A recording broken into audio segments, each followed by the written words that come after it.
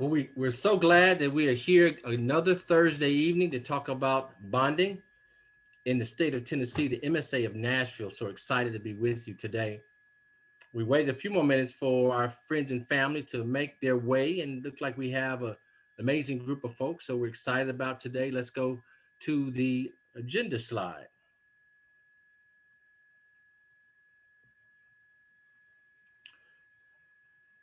On behalf of Joe Jackson, I'm going to welcome you this evening. We're so excited to be able to represent the United States Department of Transportation in our three-state area talking about bonding. We talk about Women in Transportation Initiative. We talk about access to capital. All of these things are so important as we look at engaging in the business opportunities of transportation. Now, they could be horizontal and they also could be vertical. So we're just here today on behalf of the United States Department of Transportation and our parent, the Greater Atlanta Economic Alliance, to talk this evening about bonding. And what an amazing conversation we're about to have. So all of the class participants, get ready, get your pencils and papers and whatever you have to do to be aware and capture some of this nuggets that's going to be shared with our team this evening. As a quick audit, we wanted to just visit the questions of last week for a moment to make sure that we gathered them. If you hadn't sent them in, you can go to the next slide.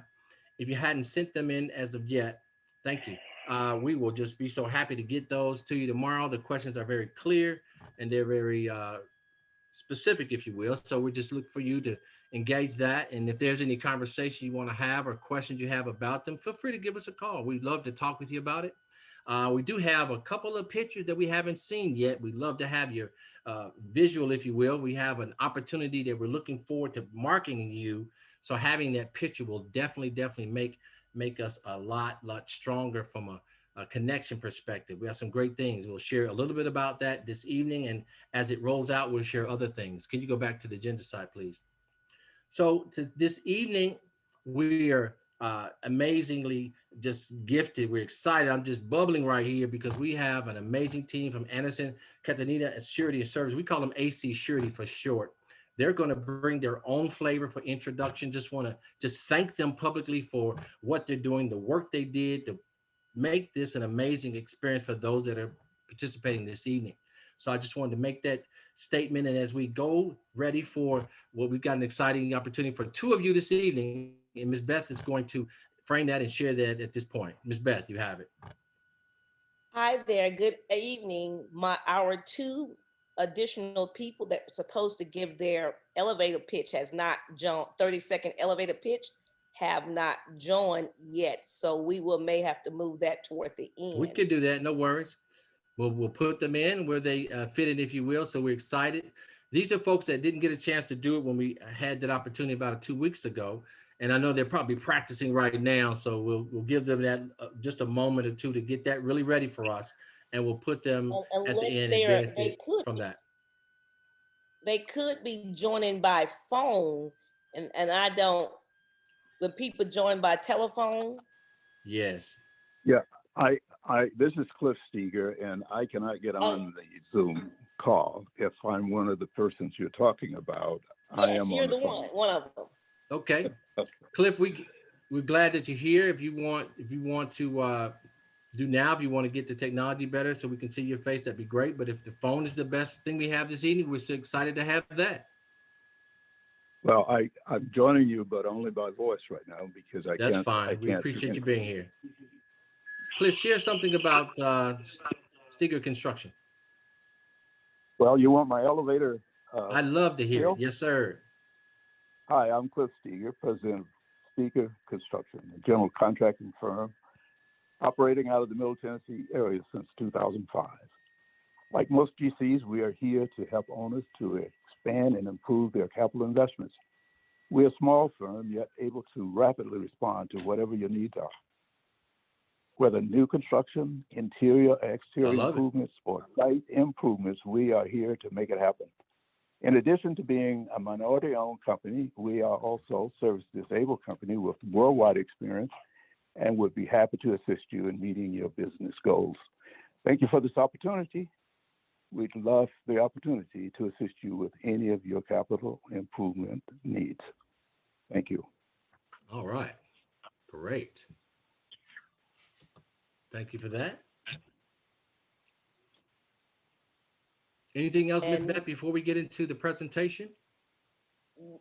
just want to reiterate that would you please send your homework assignments in to me, email me your photos, any outstanding. We have a few. And at the moment, that's all we have.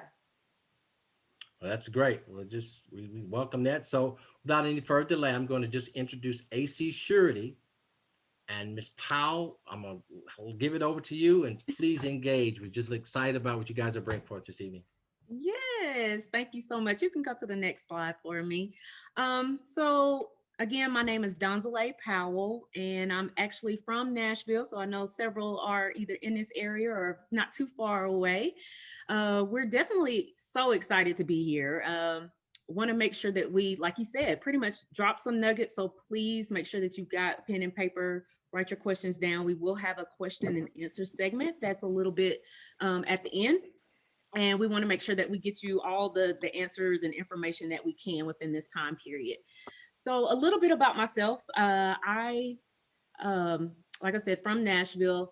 As far as work history, I've done workforce development. I was the director for business development for the airport authority.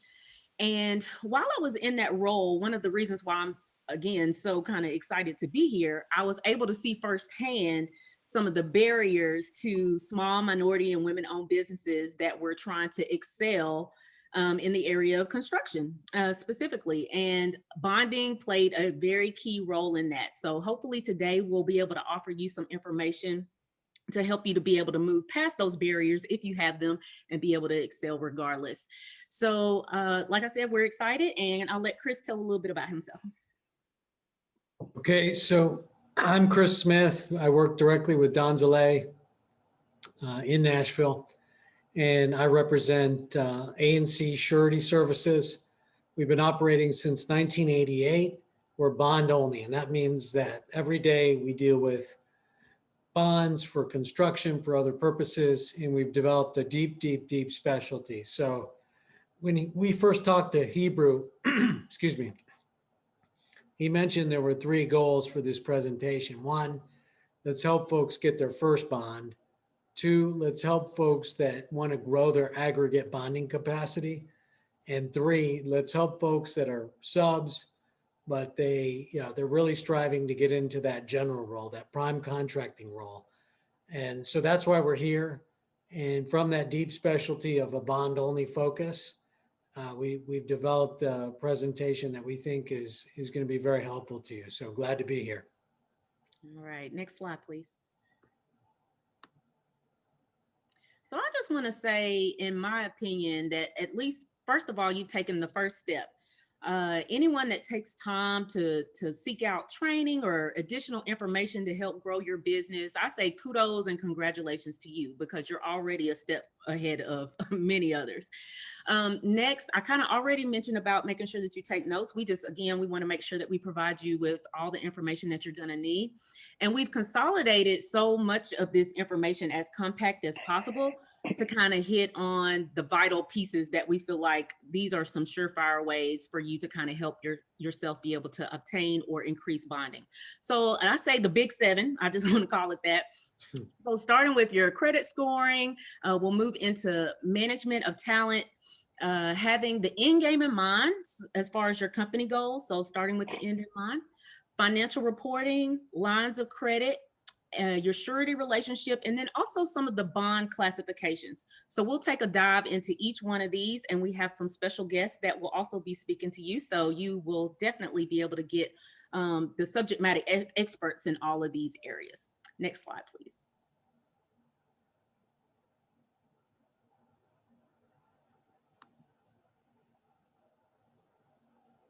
Chris, if you would introduce. Okay, should I introduce? Oh, go ahead.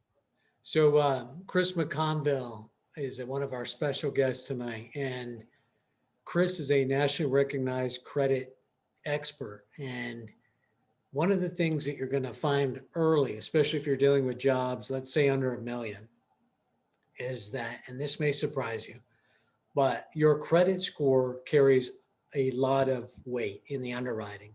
And so much so that now in 2021, we're seeing programs that are approving bonds up to 2 million single project based on a favorable credit score and a limited amount of financial reporting. So these are in-house financial reports, QuickBooks, and matching the job to your expertise. So the credit score is actually, in the current underwriting world, opening up larger and larger projects that previously you couldn't access. Previously, it was around 350, 400,000 single projects that you could leverage your credit score and get those approvals on an expedited basis. Now we're seeing that the credit is going a lot farther with these bond approvals. So Chris is here because he's going to introduce us to some of the basics around your personal credit score and some of the basics around your commercial credit score, your business credit score, so that you can get understanding of where you are, what you need to do, and how you can leverage this. And this is so important in the current environment. So Chris, would you take it from here? Next Hi. slide. Yes, I have to apologize if I look down a little. I had to write some notes today because I don't have a PowerPoint presentation to keep me on a very short time frame. So I want to make sure I hit as much as that could be useful. First of all, thanks everyone for joining tonight. And I agree with the earlier panel. It is nice to see people participate to improve themselves and take advantage of what's out there to really help them. Also, thanks for the panel for inviting me. This is my first time, and maybe if I do well, maybe I'll be invited back. So I'll do my best. After I do any kind of presentation, there's a lot of people that have questions. So on the screen, you'll see my email on there. So feel free to keep that. And anyone on this call can reach out to me, including the panel, if they ever have any questions, concerns related to any kind of credit scoring or anything that I talk about today. I have an app if that's easier for someone. It's just Cure My Score. And on the app, there is a contact form. And again, you can reach me directly that way as well. So business credit versus personal. They're very similar as far as how they work, but yet they're very different at the same time. So I'm going to try to cover some of that. Many people don't understand that a credit report, whether it's a business credit report or whether it's a personal credit report, a credit report is just nothing more than data. Credit reports have been in existence forever. Credit scoring didn't really start 1990s or so. I used to do mortgages prior to them even being in use. So 1990s or so is when I recall them being used. And I remember even laughing, saying, what is this? That still never lasts. How can someone make a decision based off of a credit score? Well, it lasts. I was wrong. A credit score is a byproduct of what's on a credit report. So you can have a credit report without a credit score, but you can't have a credit score without a credit report. So at any given time, a credit score is nothing more than a snapshot of that data that's reporting at any given time. If the data improves, credit score goes up. Data worsens, credit score goes down. And that holds true both to business and personal credit.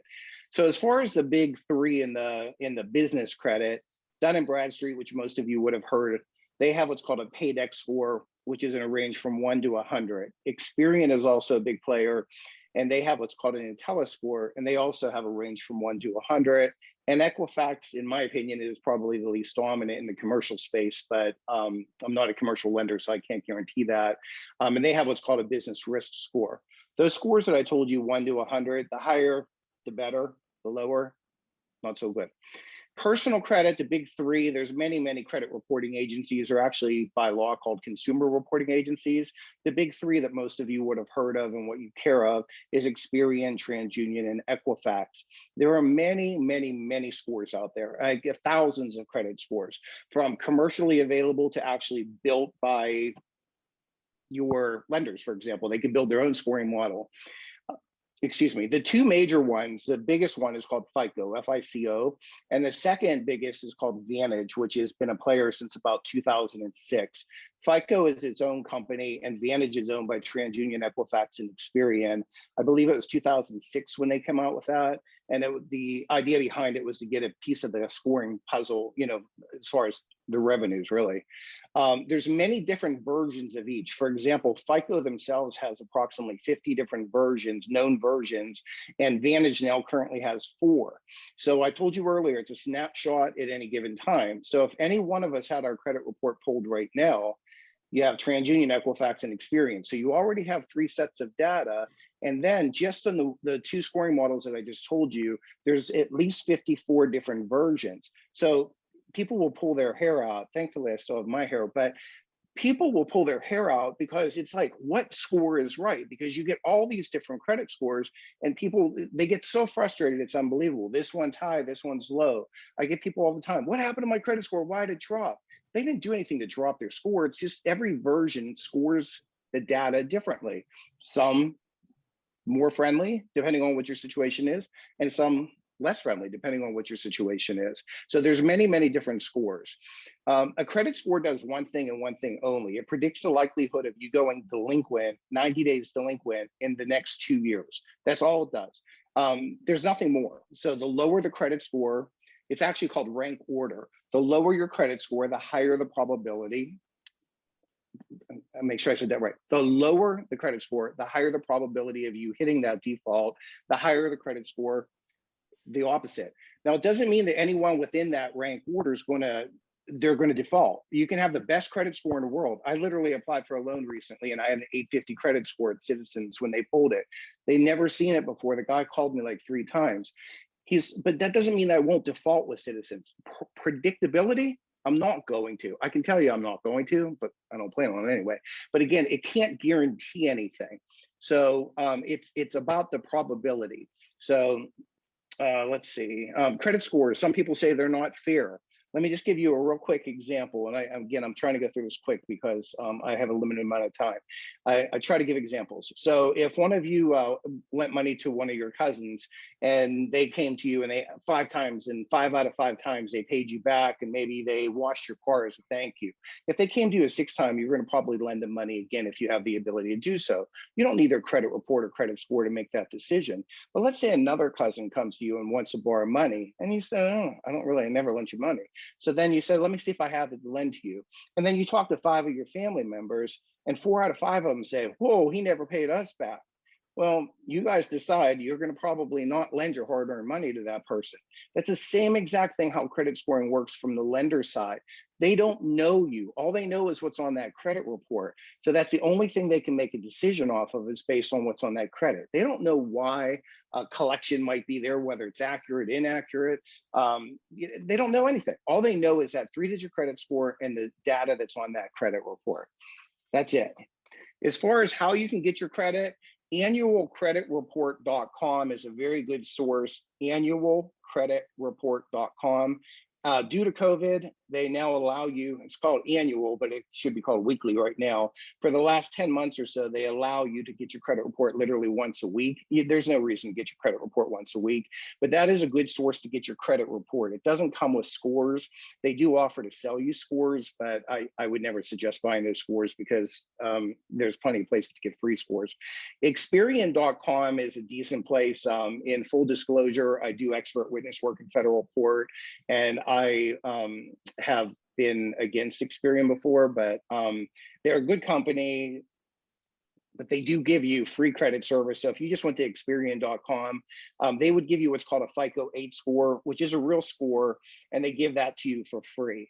My experience, and I don't know this for sure, maybe someone at the bonders, I'm not a bonding underwriter, but I believe that one of the most dominant credit scores that's going to be used in bonding would be actually what I call the classic or mortgage credit score.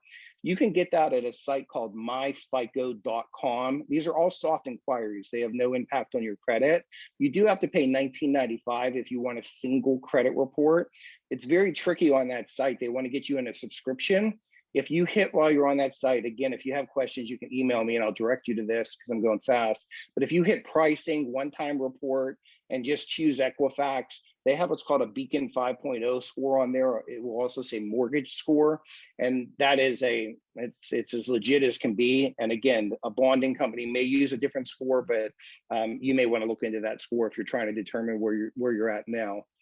How to establish or fix credit. So if somebody out there doesn't have a credit score, there's three bases to have a credit score. One, you have to have at least an account that's been open for at least 6 months. Two, that account there has to be at least one account that has activity in the last 6 months. And three, you can't be deceased. Now that might be funny that you can't be deceased because you're trying to get a credit score. But again, two of the expert witness cases I did in federal court were people that couldn't get credit scores that I promise you they were alive and well. As far as someone that needs to establish credit, even if you have poor credit, one of the big things is you have to have credit. Fight fire with fire, you have to have credit to improve your credit. So some people, when they have challenged credit, they can't open credit because none of the banks want to lend them any money. So one of the best options that's out there is a secured Visa MasterCard to give you the ability to start rebuilding your credit reputation. A secured Visa is scored exactly like any other Visa or MasterCard.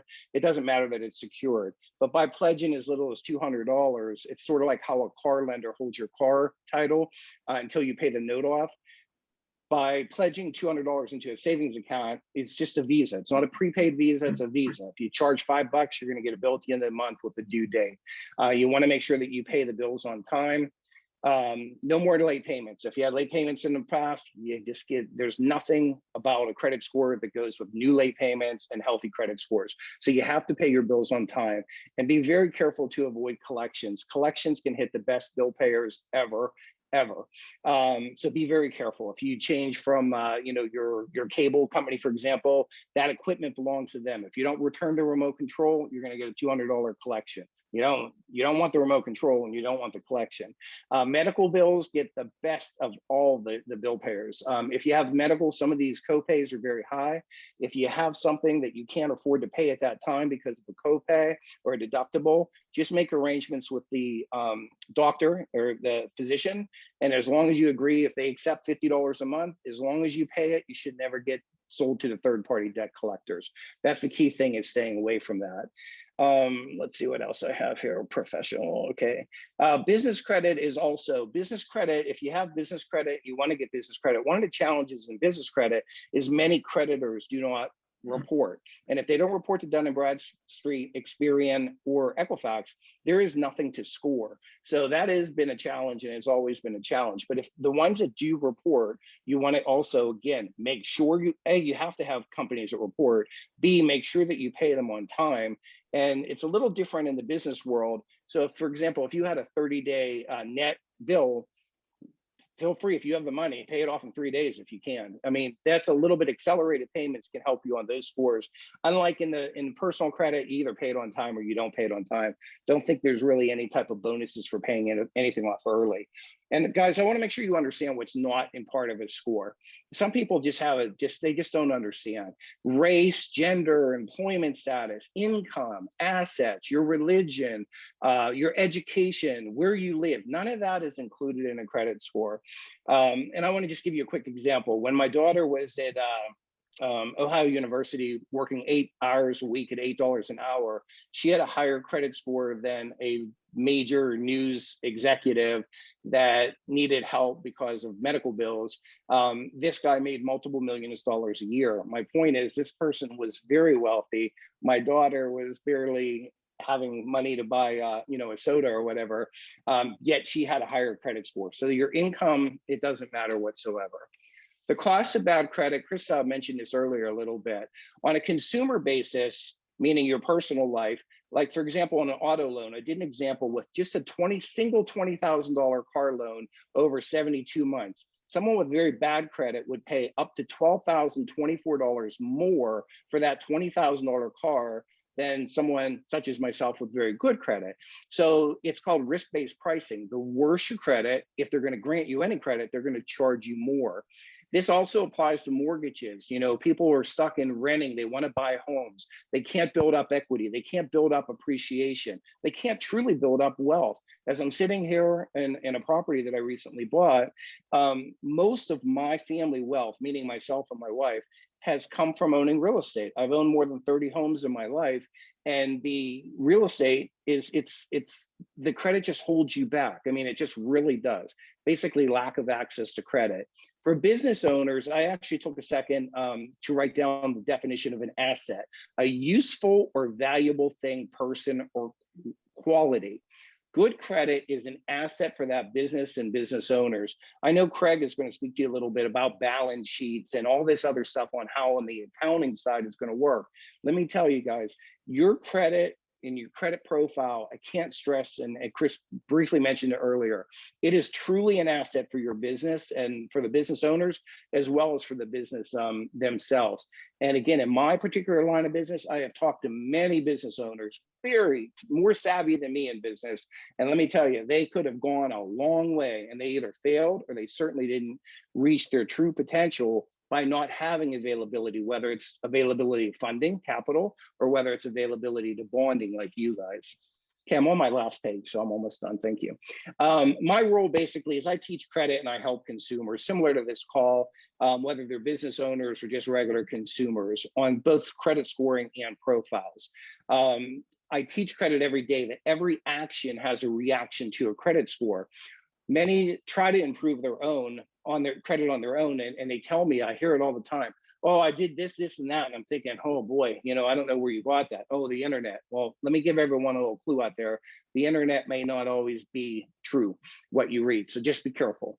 If I'm telling you something, I have a good understanding of how the credit score works.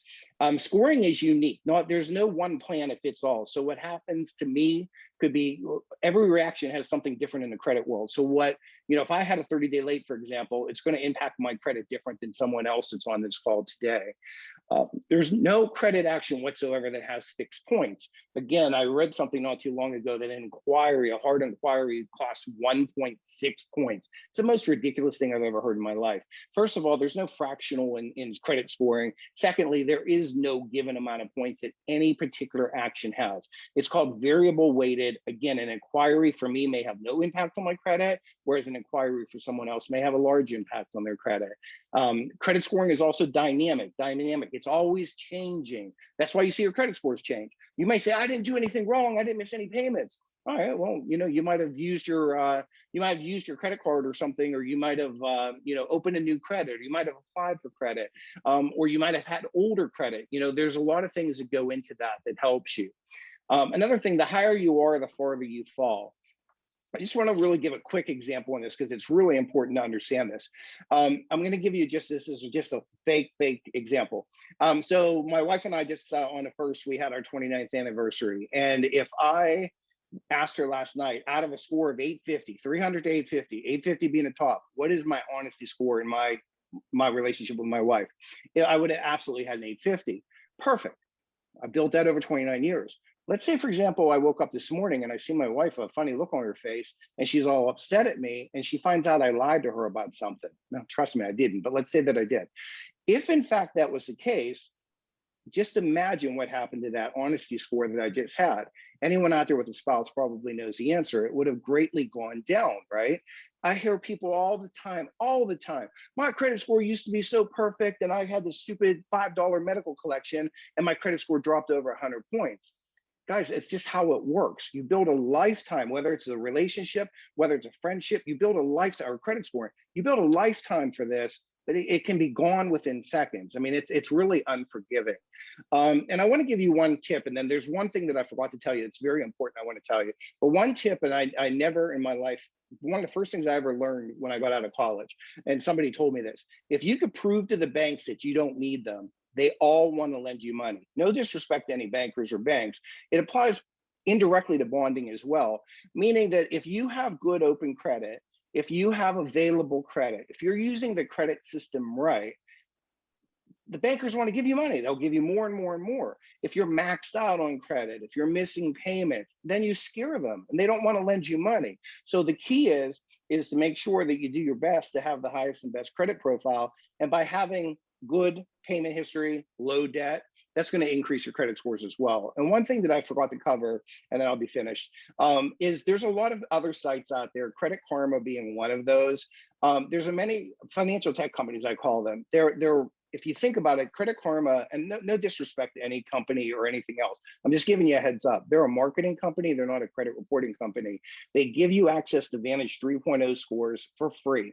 They spend millions and millions of dollars every day to give you something for free. You guys, I believe, are all business owners. Think of you giving your business for free. Secondly, spending millions of dollars to give it away for free. There's got to be a catch. There is a catch. Credit Karma is a marketing company. You literally anymore can't even get out of the shower. Get out of the shower. Your credit score dropped 8 points. Like, they want you to log in, and when you log in, they make money. They want to tell you every single day, open this credit, open that credit, consolidate these debts. Just be aware of what they are. And as long as you're aware of what they are and don't fall into the trap, you guys should be making your own financial decisions. You shouldn't be letting a computer model basically tell you what you need to do. You guys are all grown adults, and you need to make decisions based on what your needs are. I think I covered everything. And if any of the panel or if anyone else has any questions, or if you need me, if I didn't, hit the spots you want, I'd be more than happy to, address them. I think that's good. Let's table the questions for either the one-on-ones or the end of this. But thank you, Chris. Okay, thank you. Thank you. So Beth, can we get our first polling question up?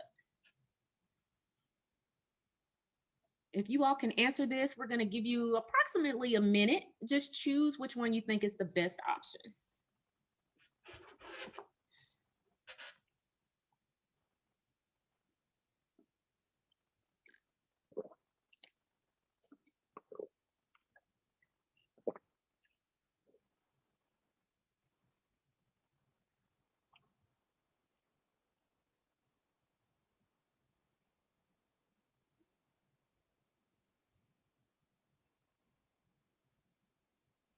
Few more seconds.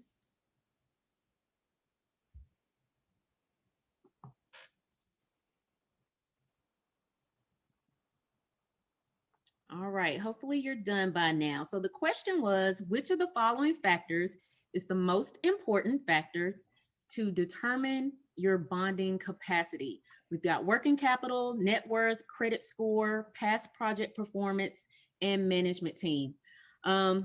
Just as a side note, this was a little bit of a trick question. All of these can be very important. Chris, do you have any thoughts on if you had to pick one, which one would be the most? Well, the traditional first is, oh, sorry about that. That was Chris McConville's timer. So Chris, you did a great job. Oh, thank you. Thank you. I can breathe now. The traditional is working capital, right? That's one of the primary underwriting tools that the bond company decision makers use, because that's how they determine whether you have the financial ability to finance the project while you're completing the project. So, but all of these factors are important, and you may have remembered some of these from the earlier presentation where the surety company, Liberty Mutual, presented. So as we roll through these various polling questions, hopefully it's triggering some memories about these different factors. But the important thing to remember is all of those items are important. So it was kind of a trick question. Let's see what they be interested to see what the responses are. Yeah, can we get the responses? Yeah, there you go. Wow, there you go. How about that? Good job. Yeah. And the only reason I think 17% came in second was because, Chris, you did such a great job there. You scared everybody. Thank you. Great. Thank you. Thank you. So let's see. So next we're going to talk about management talent. And as your bonding strategist, there are some things that you can begin doing that will help your company either be able to obtain bonding or, of course, increase your bonding capacity. we suggest maintaining updated resumes and bios for your key employees. So that would include yourself. If you've got any, like I said, key employees, like say there's a project manager or something like that, that you feel like, hey, they're a vital piece of this business. You want to make sure that those things stay updated.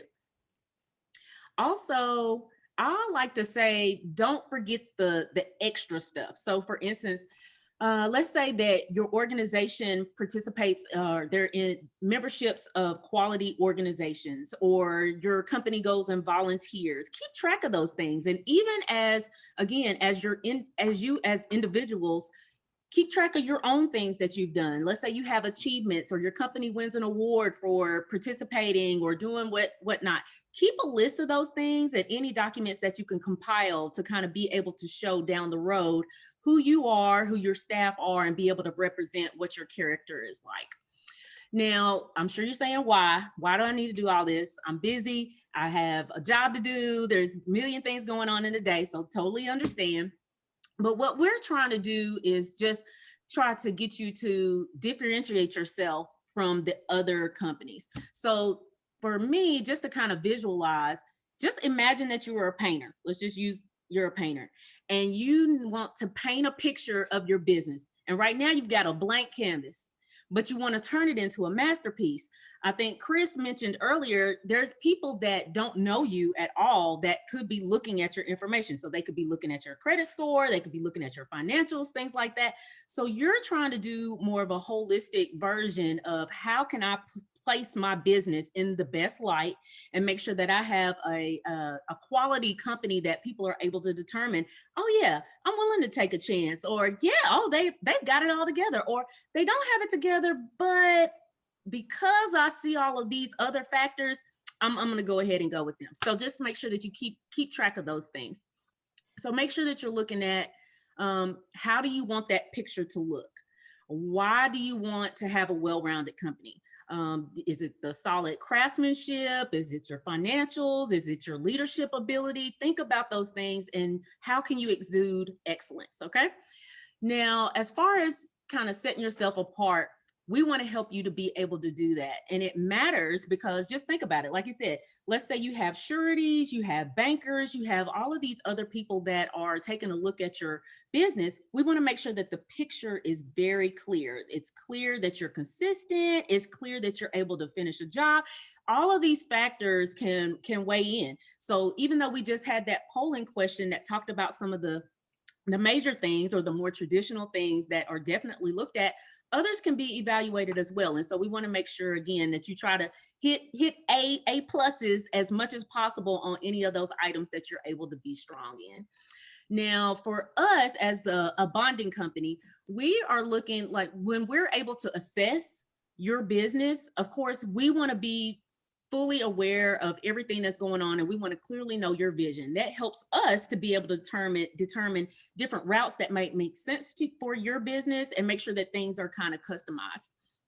Now, at the end of the day, of course, we're really kind of talking about money being on the line and who you are, your philosophies, all of these things are going to, again, paint that picture. So just make sure that when you're thinking, can I really take the time out to do that? You kind of show that you're willing to do that by just being on here tonight, but there's some other things that can happen to help you be able to kind of reach those capacities even more and do it more quickly.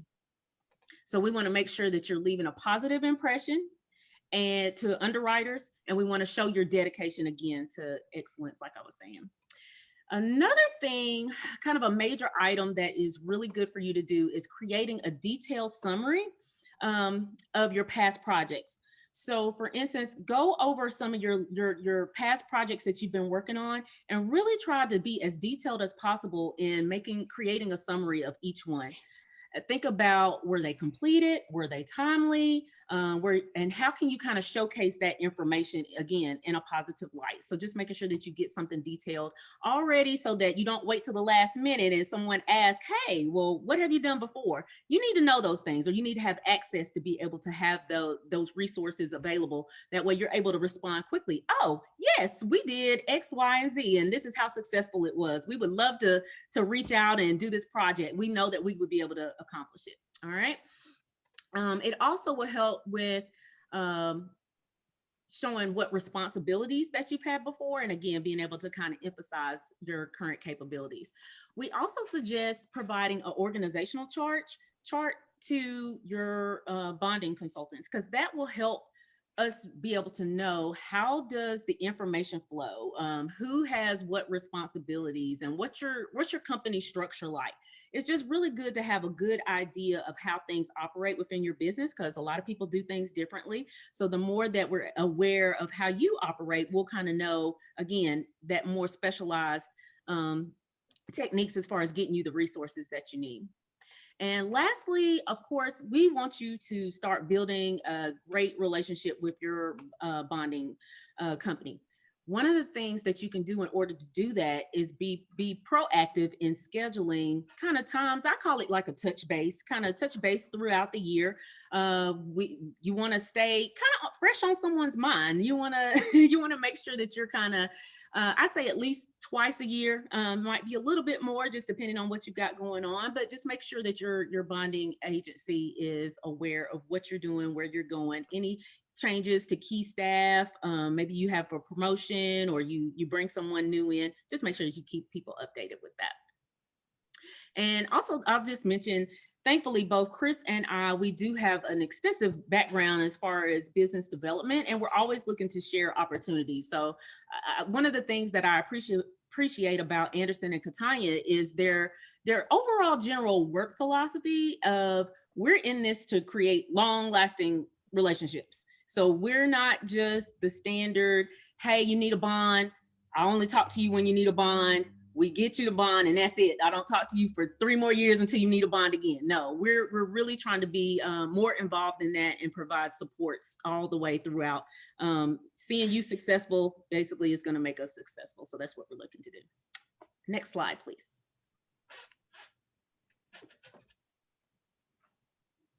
All right, so here we go. We got our company goals. And as you're thinking about your company goals, I just want to start with, transparency is necessary when we're talking about a bonding relationship. It is so much better to be honest with issues, even if they're negative. So please, please, please, items such as, let's say, your credit, or your company's credit, cash flow, etc. All of those things will always be held with the strictest confidentiality. So there's no need to be concerned about that. And we recognize sometimes that can be uncomfortable. Maybe you haven't had those discussions with people outside of your organization or whatnot, but that's what we're here for. We're here to kind of help, no matter where you're kind of starting at. Again, we're trying to get you to the moon and back. So we don't ever want you to feel like, oh, they're going to condemn me if this was wrong. We understand things happen. And so we'll try to work to, again, from the end, we'll try to work to create a strategy in order to help you regardless.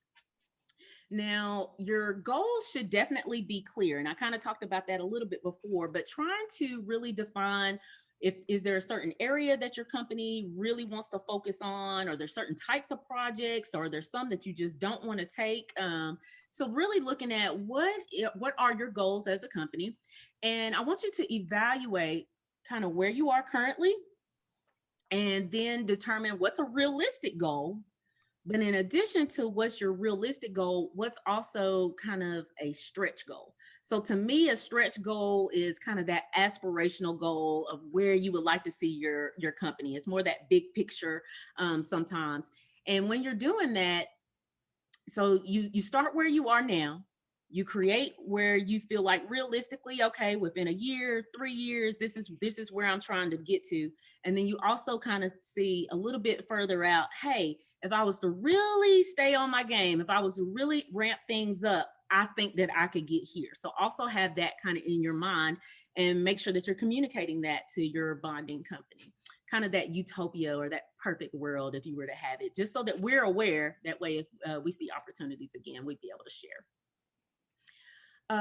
Also, I did talk, if, excuse me, I'm sorry. If we clearly hear kind of where you're going, again, that just paints the picture even clearer for us to understand your vision for growth and help you.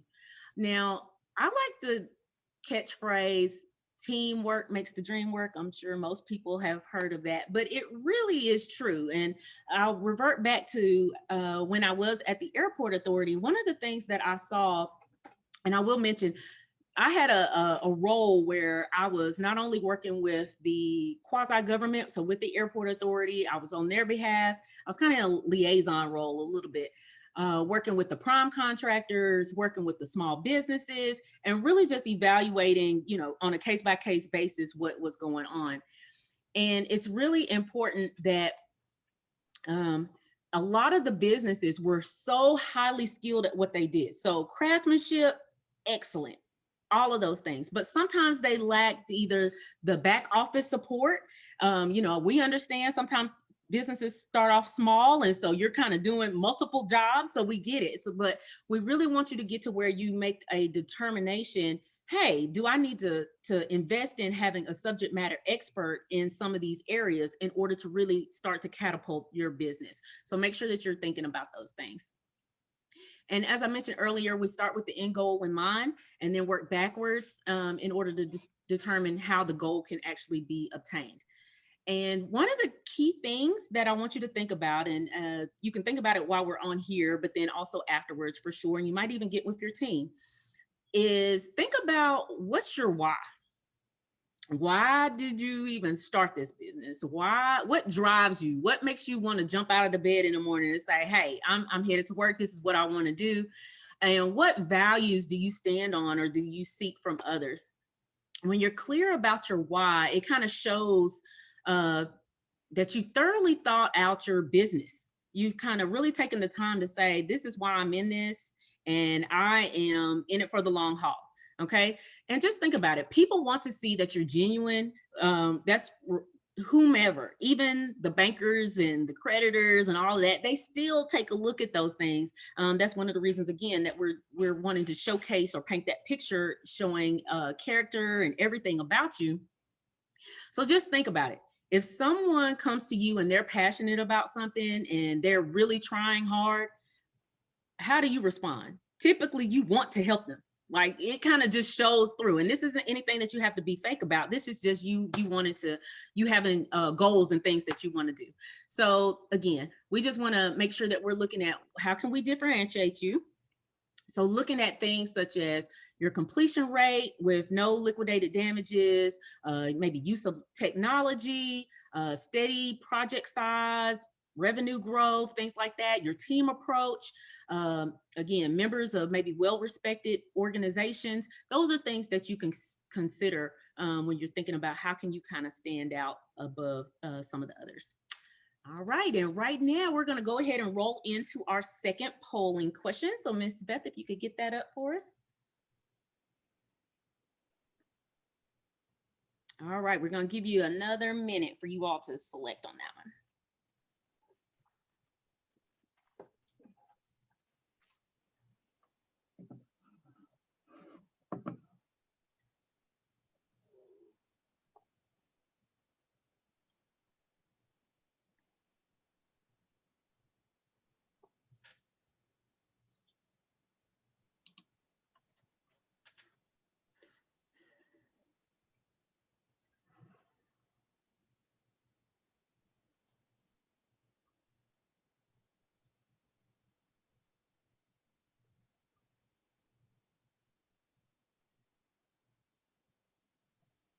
I'll really be interested to see their response to this question. We'll give you about 15 more seconds.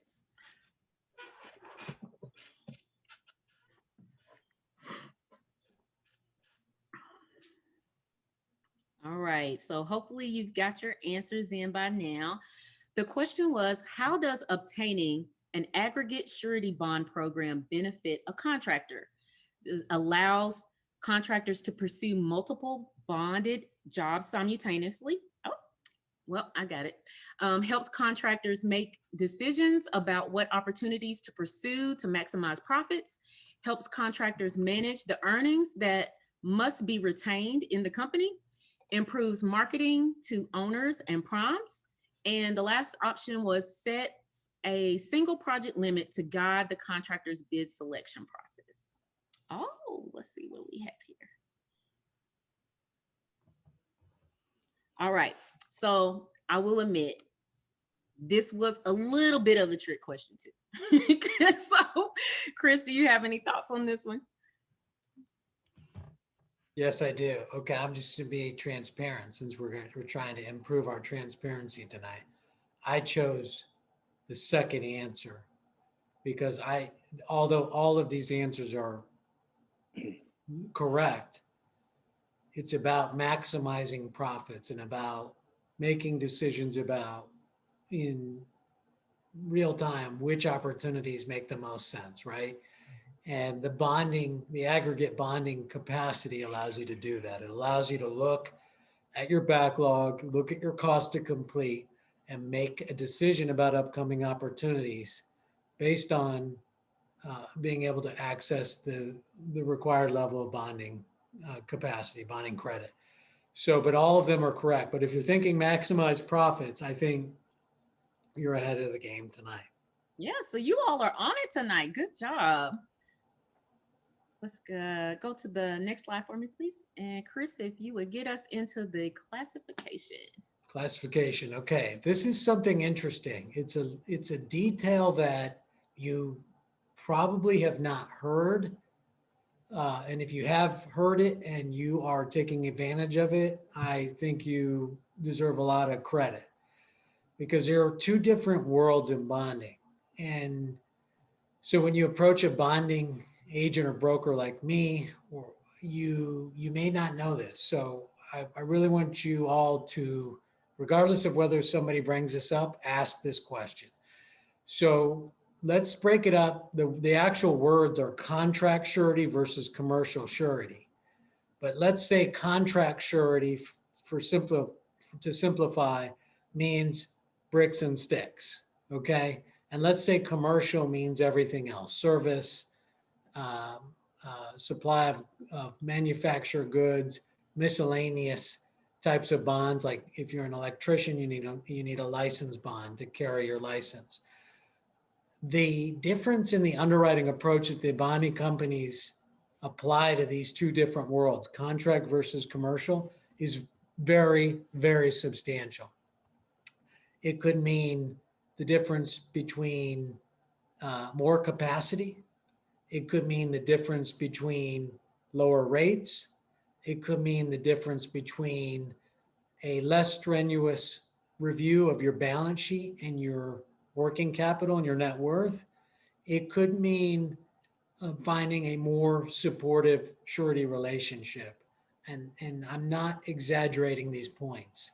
So the example I can give in terms of something that you might have thought maybe was a contract, a bricks and sticks exposure, but it's generally treated as a commercial and surety exposure, is low voltage electrical work. So these individuals pull cable through walls, they connect hardware, they commission hardware that is technology related. Sometimes they're doing fire alarms, security alarms, life safety stuff like carbon monoxide monitoring, cameras for surveillance. All of these things are generally classified as commercial, not the bricks and sticks contract surety underwriting. So these contractors are generally getting slightly lower rates. They're generally not having to meet the balance sheet requirements necessarily that a concrete or a critical path contractor would have to meet. So I think it's extremely important. Sometimes it's easy to figure out. If you're an underground utility contractor, you're a contract surety customer. But sometimes it's not. And sometimes it's, even if you're bricks and sticks, the bonding companies have decided that you're kind of on the margin for risk. And that's the point. They're making risk adjusted decisions based on what you do. And so even if you're on flooring, some sureties are looking at flooring as a commercial surety exposure. So it just depends on the surety and their appetite at the point in time, but you need to be asking this question. So what are the two worlds again? Contract surety, bricks and sticks, commercial surety, everything else.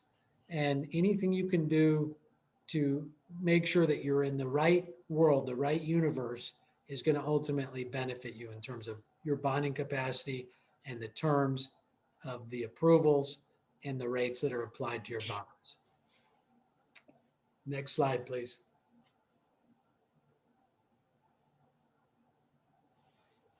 Right. So now Chris just gave you some of the highlights regarding the rates implications. So now I'm going to introduce Craig Brogan.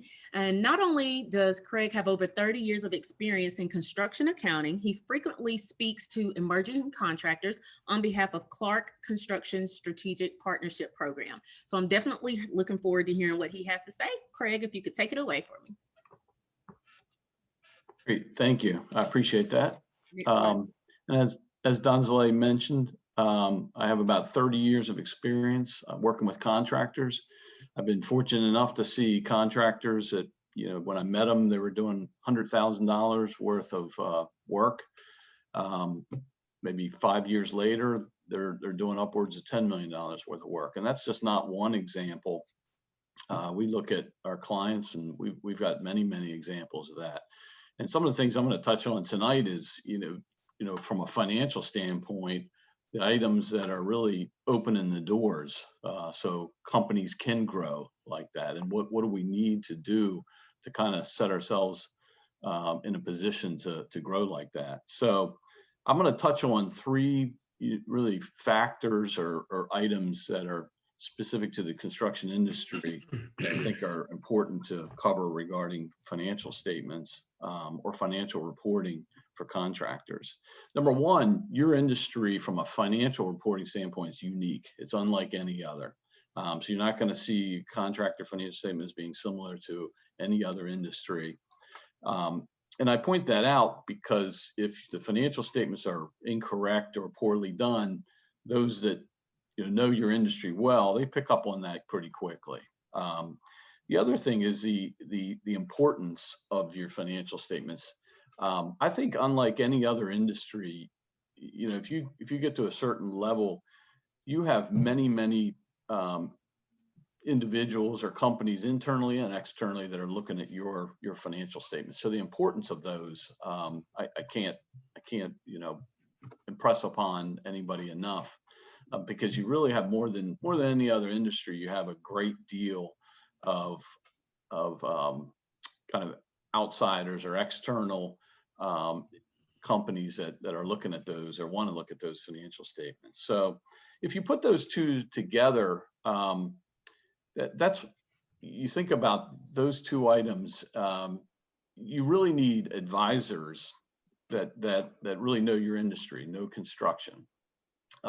Whether it's the banker that knows your industry, as we're talking a lot tonight about bonding that knows your industry, whoever you're working with, you really needs to know the construction industry to really be able to advise you going forward and kind of get you, on a path to growth or help you go on a path to growth. So I mentioned before, we've got construction being a very unique industry from a financial reporting standpoint. What are some of those things? Job costing. Job costing is probably one of the most important things if you look at a set of books of a contractor, making sure we have good job costing. And what do I mean by that? Billings are kind of earmarked to a specific job. So when you bill your customers, and also your cost, your direct cost related to a job is actually earmarked to those jobs. So you can kind of look in the rearview mirror at the end of the year and say, okay, I made this much on each job and I feel confident about that because my financials are in good order. So I know how well I did on certain jobs, maybe not so well on other jobs. So the job costing is utmost importance for a contractor. You'll hear the term percentage of completion too. That's typically how a contractor recognizes, the revenue and profit on a job. So if you're 50% complete on a job, you typically would pick up revenue of 50% on that job and profit. And then the other is under and over billings, very unique to a contractor. You could bill in advance or bill behind. And, the key things to know is, you have to use a WIP schedule to calculate, am I billing in advance or billing behind? So those several factors make kind of construction financials, construction reporting unique.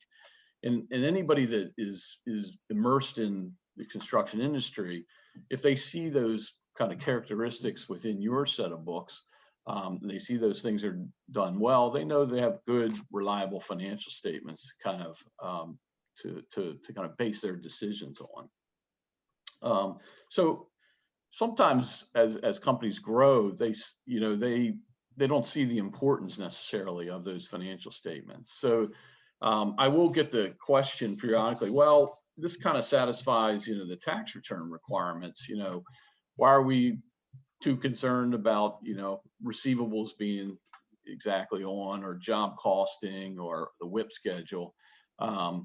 And a lot of that is not only for our own internal purposes, but also, again, those external companies that are looking at our financial statements. So, good quality financials really allow us to be more bankable, or bankable in the first place, and also bondable. It really opens the door. And I look at banking and bonding as opening the door to growth. So if we have good financials,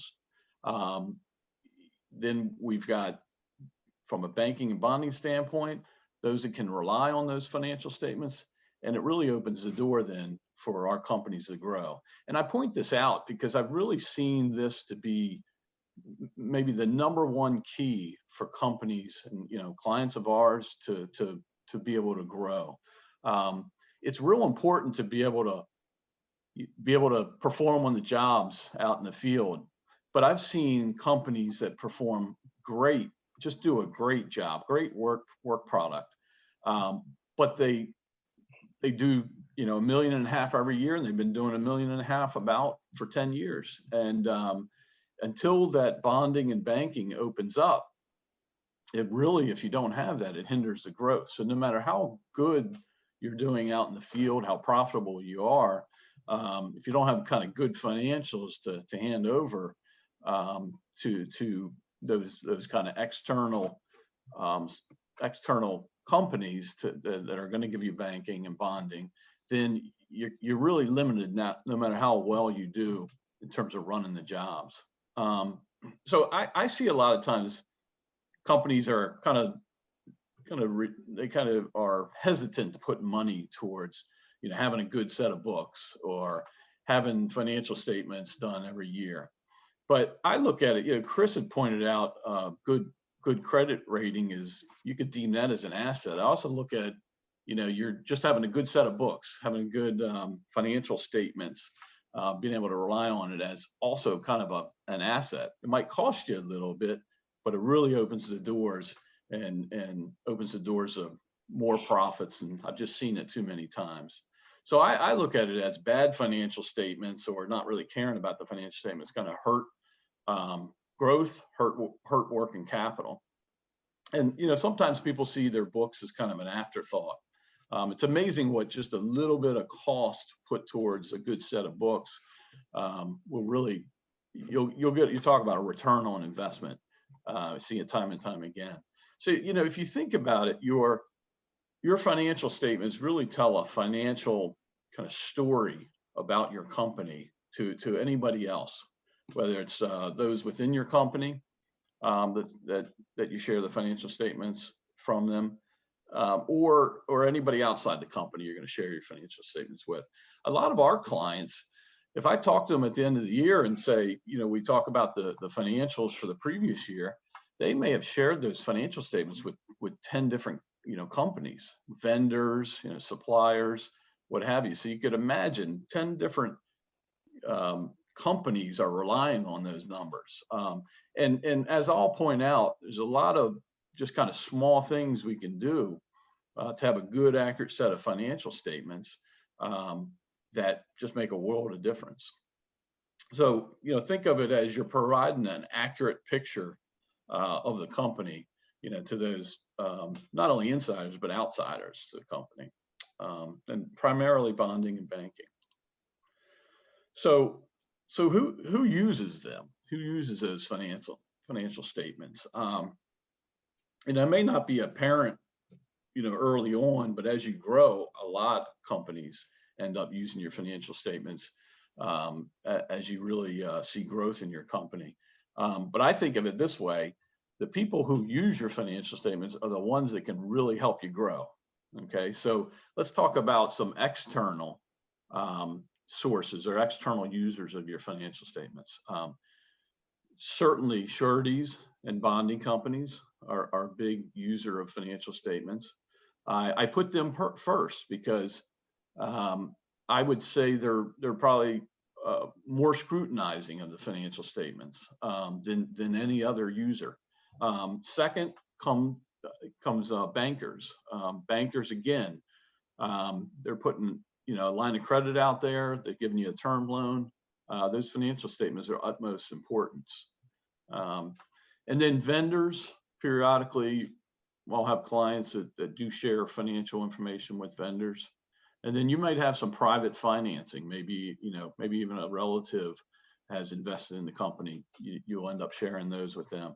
And then the other one too, it's maybe isn't even thought of, or it gets kind of forgotten, is federal and state agencies. A lot of times, if you have certain certifications, you have to share those financial statements with them. So again, a lot of people seeing your financial statements from the outside, particularly as you grow, get into larger contracts.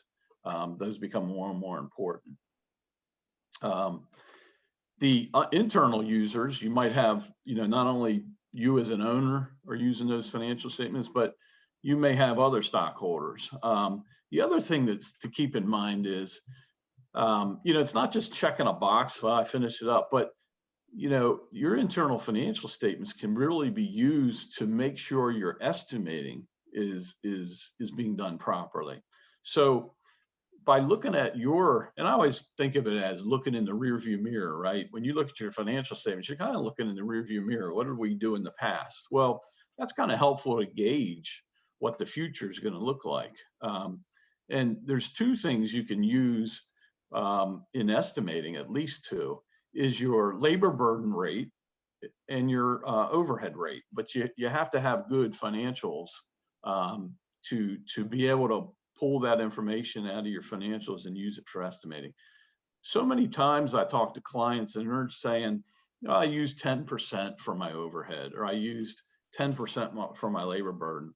Sometimes it's close, sometimes it's not. So you could be way high on bids or very low. But again, very easy things to pull out of a accurate set of financial statements. And then the other item, as far as a internal use of financial statements, is budgeting. Being able to take those financials and kind of budget for the next year or next couple years. And I've noticed banks requiring kind of projections or budgets more and more, especially with the COVID era that we're in. They want to make sure, this kind of bump in the road that we've certainly had over the last year, how's that affecting your financials? So again, being able to use those internal financials for not only your own budgeting, but providing someone else a projection, like a lot of banks are now requiring. So just keep in mind, users have indicated, we've talked about external users of your financials, internal users, but all of them have indicated that, the quality of your financials is most important. They need to be reliable. And there's really just I don't want to underplay it, but sometimes there's only just a few things that need to be, quote, fixed for those financials to be reliable. So just some things that I wanted to point out about those financials, some, to me, things to keep in mind that are real important. I mentioned the quality.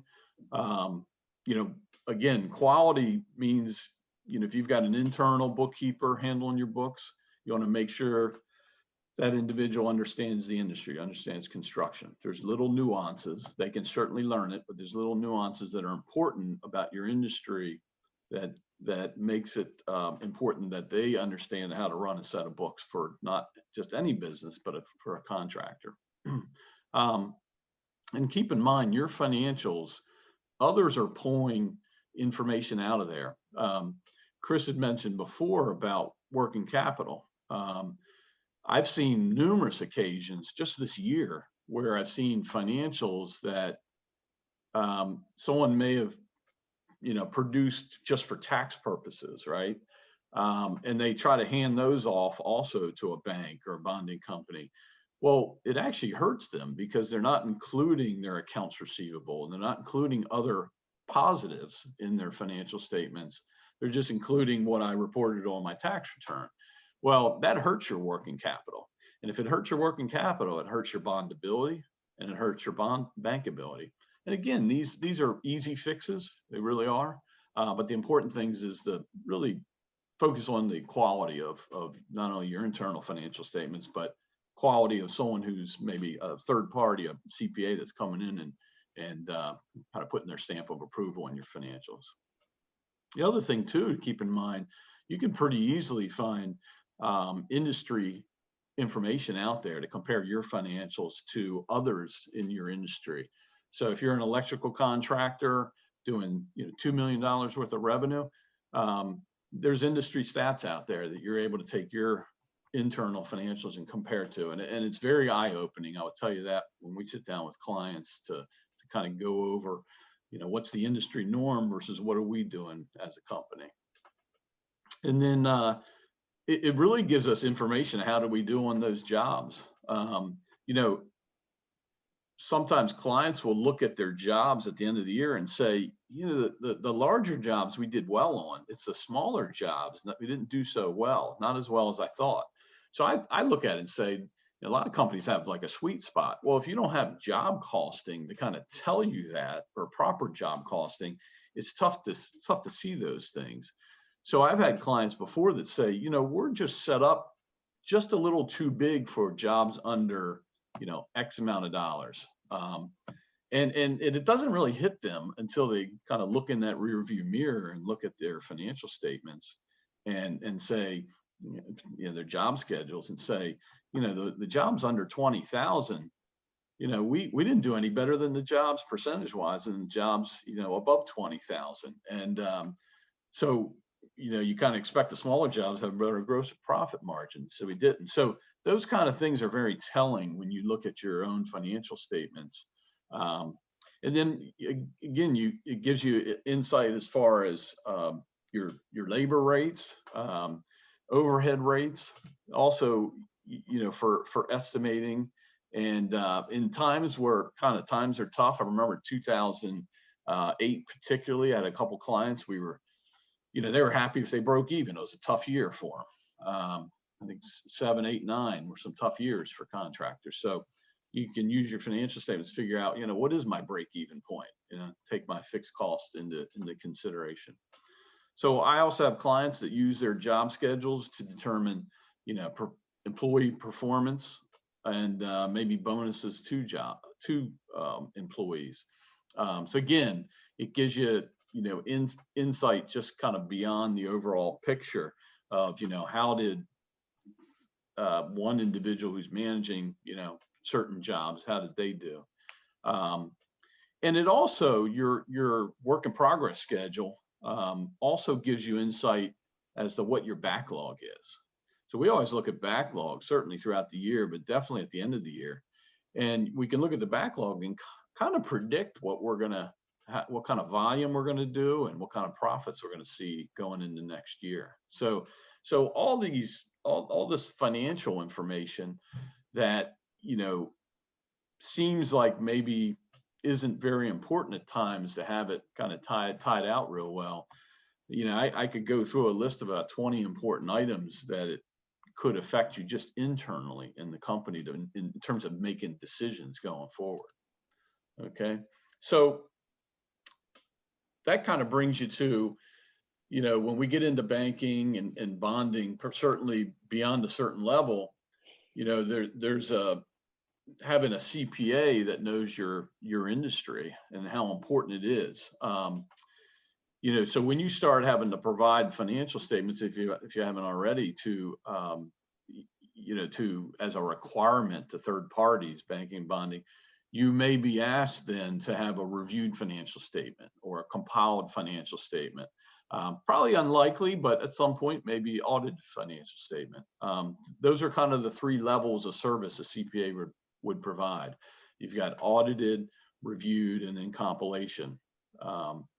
So, you know, that CPA can provide those and kind of, again, opens the door to growth, opens the door to bondability, larger line of credit, and that kind of thing. The key is making sure that you're working with someone that knows your industry, understands construction. Because again, last thing you want to do is give a set of financial statements to a third party and it's not industry standards, okay? The other thing too is when you bring into these, I call advisors, you know, your bank or bonding company, maybe attorney, CPA, you also find out if they're industry focused in construction, beyond even the financial statements, they can provide you a lot of guidance to, you know, what should I do in this situation? Generally, they've seen it before. You know, 99% of the time, whatever maybe situation you're in or something you're contemplating, they've seen it before.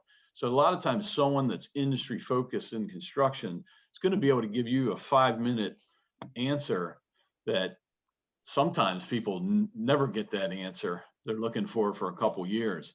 And what ends up happening is you end up making mistakes. If you've got that fork in the road, do I go right or do I go left? A lot of times if you have advisors around you, they've seen it before and they can guide you. Again, that's what a construction CPA and other advisors can do that kind of focus on your industry.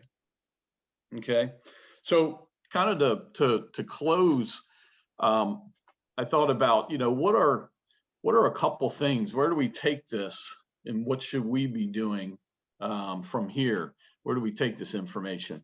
So the first thing I thought of is I thought of a software that does a pretty good job of with job costing, and over 80% of contractors use it, or I should say 80% of small and mid-sized businesses use it. And I'm not, this isn't a commercial for QuickBooks, but if you're not on QuickBooks, that's certainly a great option.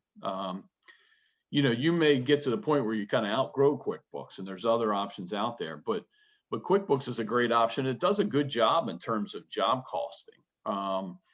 You know, for most clients, they can go pretty far with QuickBooks. So I would say, you know, if you're on QuickBooks, there's kind of step number one. Now, step number 1A is making sure those books are kind of set up the way a contractor should be set up.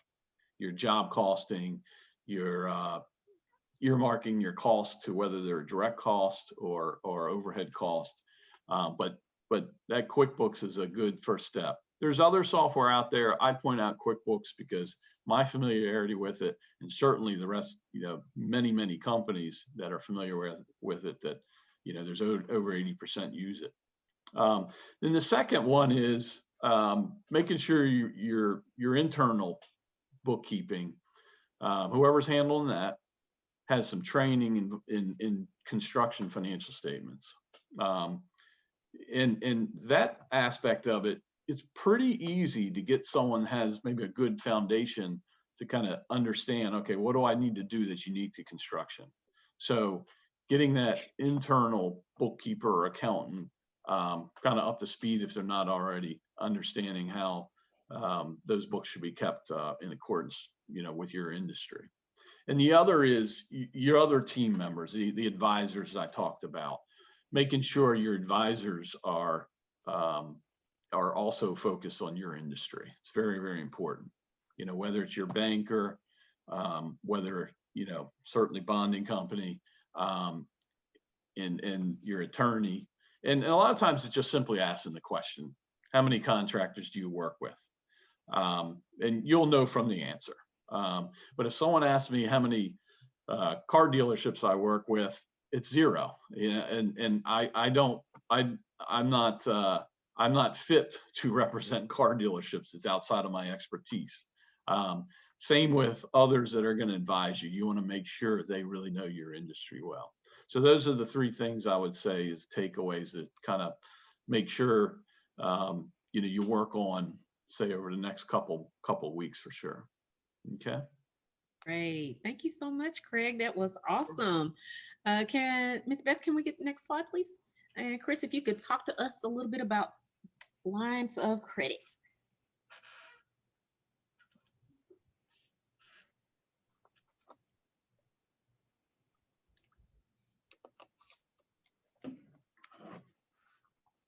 Chris, you're on mute.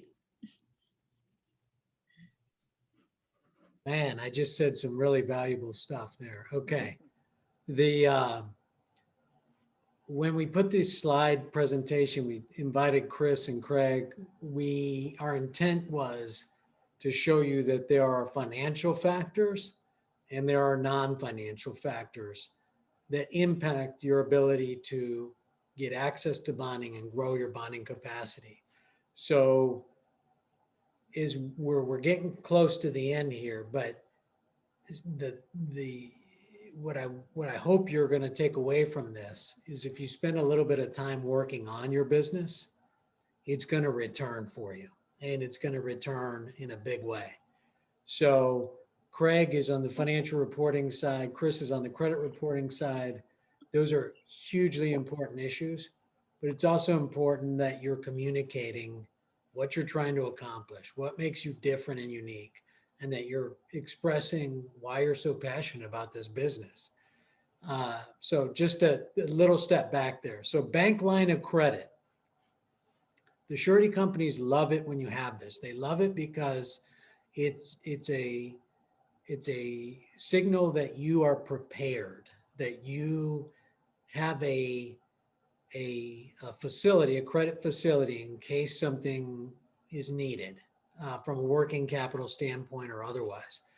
So it shows that you have done the work, you're credit worthy because you got the bank line of credit approved, and that you're thinking ahead. And so it's about contingency. How much do you ask for? Generally, the banks, and I deal with a lot of banks, and a lot of banks that are focused on contractors, they are extending about 10% of your top line sales for the prior year. So that's what it is. If you're really small and you're just getting your first line of credit set up, it may not be 10% of your sales. It may be something less. But once you get over, let's say, $250,000, $300,000, it really is, that's the benchmark. And some will extend much more based on all of the factors that we're talking about tonight. And some banks are just not interested in lending to the construction community. So how do you know if they're not interested? And this is one of those nuggets that I really want you to write down, because it'll help you determine whether you're wasting your time, and it'll help you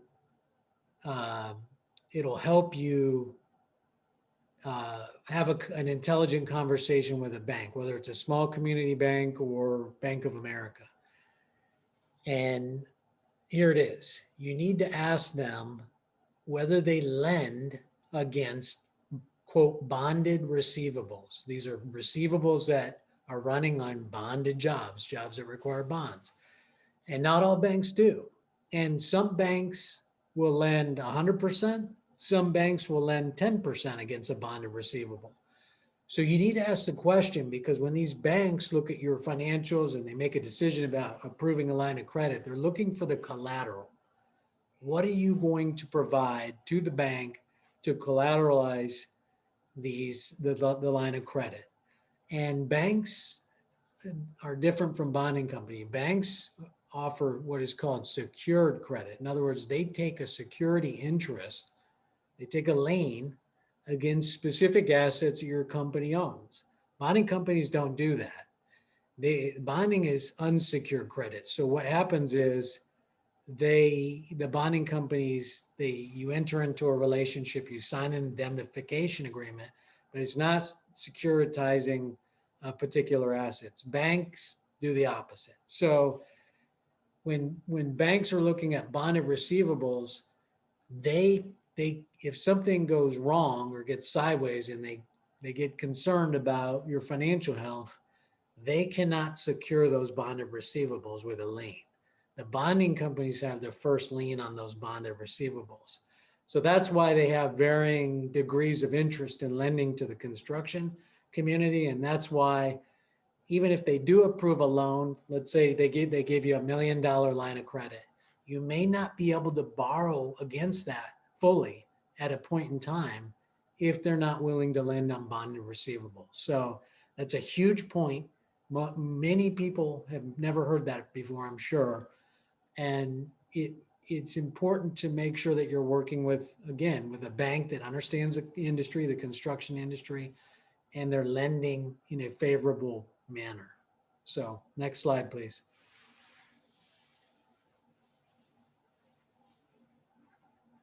Actually, I think, Ms. Beth, if you could get our last polling question, we'll do that one really quick and then move on. All right, you got about a minute if you all can select your answers.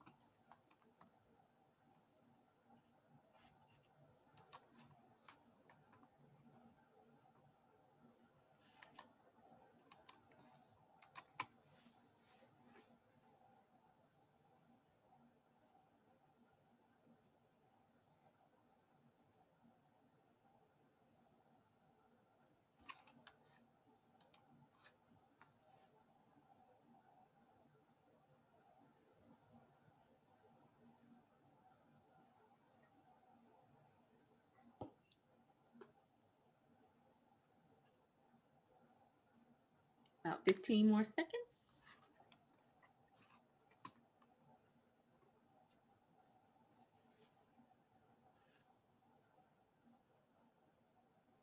All right.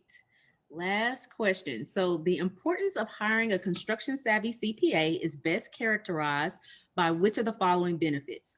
Independent verification of company financials and operating results, advice and mentoring to help maximize profitability, understanding potential tax liabilities and planning for tax payments, exposure to financial best practices that can be used to improve contractor operations and longevity, and last but not least, leverage with bonding companies, banks, and other creditors who use financial reports to extend credit to contractors.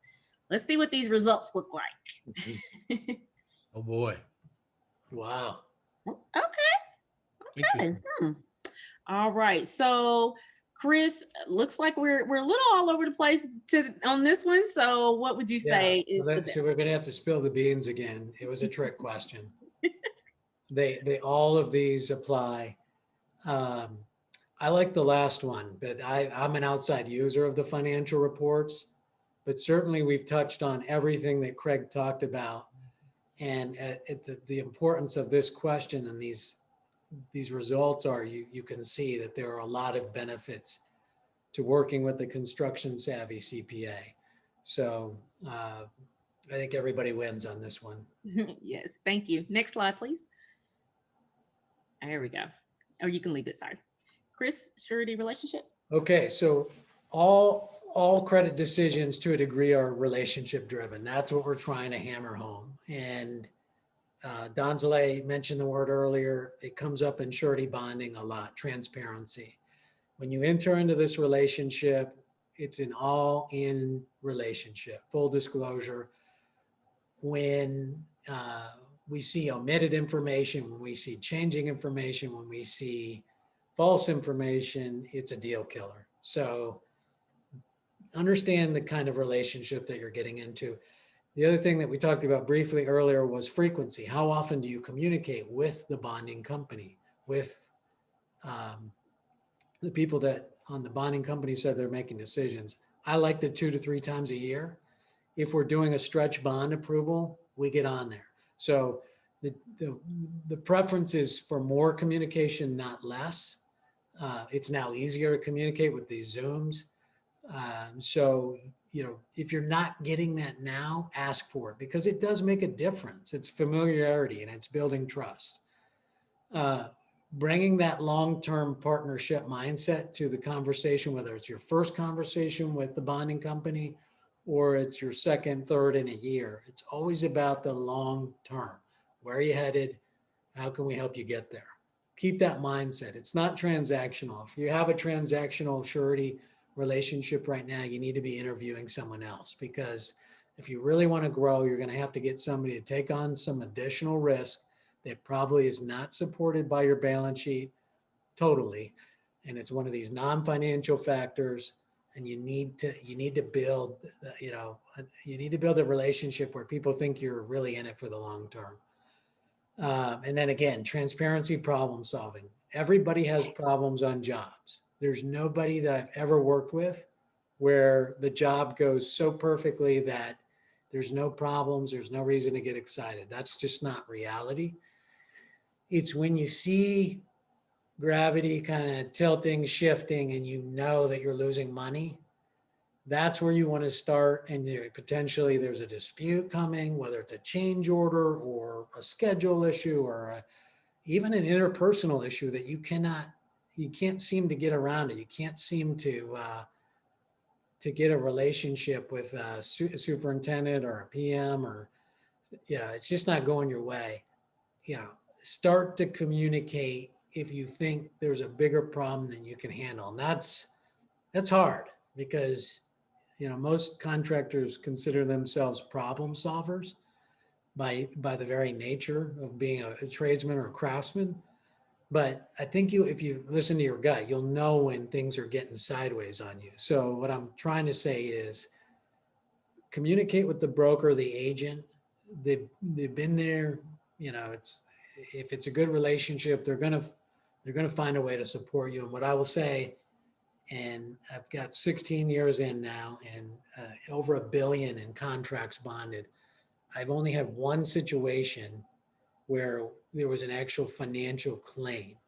All the other situations, there have been many, we've been able to mitigate the claim by communicating early and often and bringing in the various stakeholders when we needed to, whether that be an attorney, an accountant, a consultant, or even the bonding company has some remedies they can implement before a full-blown claim occurs. So that's the surety relationship. If you're getting all that in a relationship, and you have to obviously, do some of that work, invest in that relationship, you are on solid footing with your bonding company. And that's where you want to be if you want to grow.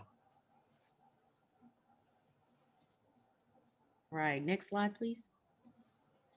So now for the fun part, fun. So we do have some homework for you, but trust, this is all going to be good stuff, and it will definitely be extremely beneficial for you in the long run.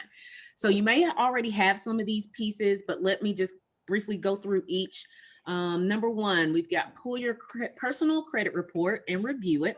Notate any inaccurate information. We've got resumes and bios. We talked about this earlier. So either rewrite, maybe update for your management team and key personnel to make sure that we've got those tight. Detailed project summaries. So we're going to say go back the last 3 years. So your last 3 years, make sure that you've got a detailed summary of each, or at minimum, your key projects that you would want to highlight. Make sure that you've got nice summaries for those. As far as your CPA, so we want you to interview a construction savvy CPA. We introduce you obviously to one today, but of course, if that's up to you, that's your choice, but we want to make sure that you're looking again at those industry specific experts that will be able to help you.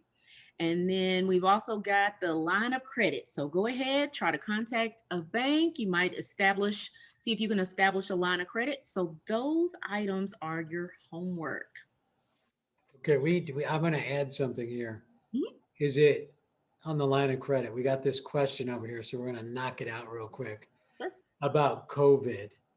COVID has impacted the banking community, and they tightened up for sure. There's no question about it. So you're asking, is a business credit card helpful? So is it possible to unmic this individual? So because I want to understand, are you suggesting that the business credit card could be leveraged? Are you asking, hey, we've got this business credit card, it has a $50,000 limit. is that show that is that carry as much weight in the underwriting as a line of It's credit? Is that what you're asking? Can we bring him in? Hi. Hi. So yeah, this is Nikki. So what I'm asking is I approached Chase Bank last week, Okay. which is my typical bank, to ask for line of credit. I approached them last year too, but they asked me to wait to see my cash flow for January. So I approached them again at the end of January saying, hey, you asked me to come back. They told me that you're not doing line of credit right now because of COVID. They instead offered me a credits card to say, since you have a bank with us, just use a credit card. So Okay. that's my question. Okay. If you could go back on mute, thank you. The answer is you're going to have to talk to more banks. And what you're going to see with a bank like Capital One and some of the larger banks is they tighten up pretty quickly. You might have to go to a community bank or a regional bank where you're going to see a lot more flexibility, I believe, in COVID times and in general. So when you're small and you're building up, you need to find support where you can get it and maximize it. And my suggestion to you is in your vicinity, get a list of the community banks and talk to those banks. It's more time invested, but a bank like Capital One, and I don't know everything about Capital One, but they're a technology driven bank.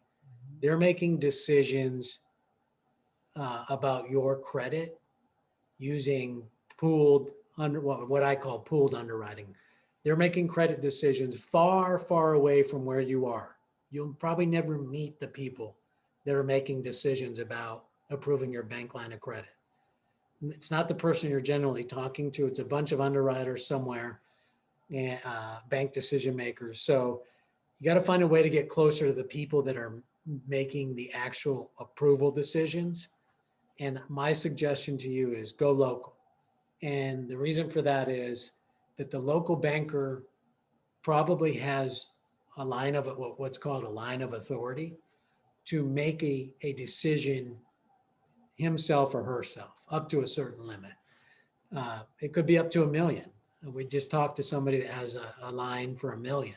So in that situation, all you have to do is work with one person or a small group of people and meet their requirements. And you're more likely to be able to influence some of the things that we are talking about tonight, the non-financial things. If they see that you're good at what you do, if you've got key people on your team, if you have a clearly stated goal, if they see you're passionate about what you're doing, you're committed, those things are going to influence somebody that has a line of authority that can make a decision today or this week.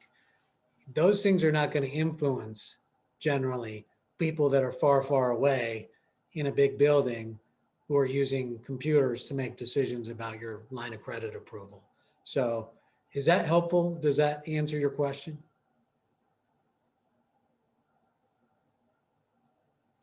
Great answer. Great answer. Okay. Yes, thank you. Okay. And you can get that. Can I make a comment on that as well? Please. I just want to agree with what you just said. I live in Tennessee, but I have a very long-term relationship with a smaller bank in another state. Mm-hmm. And I was so frustrated trying to deal with banks right here in Middle Tennessee. Mm-hmm. I just called one of the officers and board members that I knew at the bank, and my line of credit was in about 4 weeks ago. And then last week I said, hey, I just paid off something personal. And since I paid off this large sum on my personal line of credit, will you increase my business line of credit? And they asked me for a couple of documents and did it. Yeah. That's a perfect example right there. And where do you get that list of community bankers? I bet Hebrew and his group can get you a list. The SBA also has a list. So if you talk to the SBA district office in Nashville or whichever district office you deal with, they have a running list of community lenders that they can get you. And so I don't know, Hebrew, do you have Absolutely, access? yeah. They're a stakeholder of this effort. So we've talk to them about once a week or so. So we'll get that information for you as well. Okay. Hebrew, do you mind if we knock out some of these questions that are coming in? Absolutely. Let's Yeah, have at okay. it. Perfect. So Donzaleigh knows the answer to this one. And she already commented on it. Is the bond fee, the bond rate, the percentage, a function of your credit report and your business financials? I feel like that's a softball, whoever wrote that. I feel like yes, the answer is absolutely yes. It's everything that we've been talking about, plus your experience, plus the time in the relationship. So if you've been working on building up that surety relationship over time, there's trust there. There's track record of past performance. There's good communication. All of those factors impact the rate. If you're totally new to bonding, you don't have as much leverage with the rate. You work on that over time. But yes, the rate is a reflection of all the financial, all the non-financial factors, and a function of the strength of that relationship. Does that answer your question? Yes. Okay. Yeah. And just so you know, for construction, what's your trade, Daryl? We are actually a supplier to the construction. So we've Okay. done supplier bonds. So that's why I Okay. was kind of asking that question. So Yeah. it's a little different. Yeah, it is. And that's the commercial end. Remember Daryl, Right. was talking about you should be classified as commercial. And the only Correct. thing that will shift that for you, Daryl, is whether you do installation. If you go supply install, Right. you could shift back to a more of a contract type risk, but generally you're commercial. And that's a great point. So Daryl's in what's considered by most surety or bonding companies as a lower risk category of business. So his rates are generally going to be much, much lower than a traditional bricks and sticks contractor.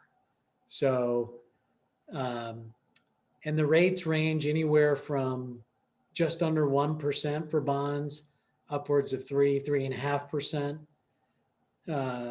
generally.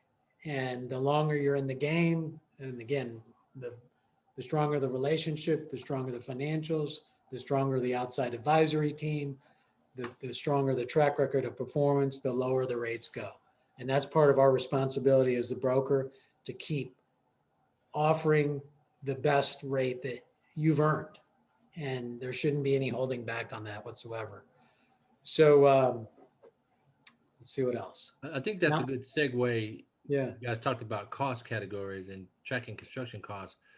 I make sure everybody's real clear. The cost of the bond is what kind of cost is it? That's the project-based cost. It's like brick, right? It's like glass, it's like concrete. You pay for it by the project, and you can build that first and early. So that's something, if you're able to get a bond or have a bond, if you hadn't done it already, please embrace that concept and see if you can get it done as cheap as possible, but then get reimbursed for it as fast as possible. Yes.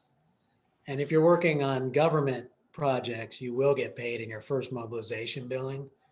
In the commercial projects, you got to make sure you ask the question, can we bill for this immediately? Even in advance of maybe design submittals, any other type of submittals on the, pre-mobilization, you want to be crystal clear about bonding or getting reimbursed right away. And that's the other thing.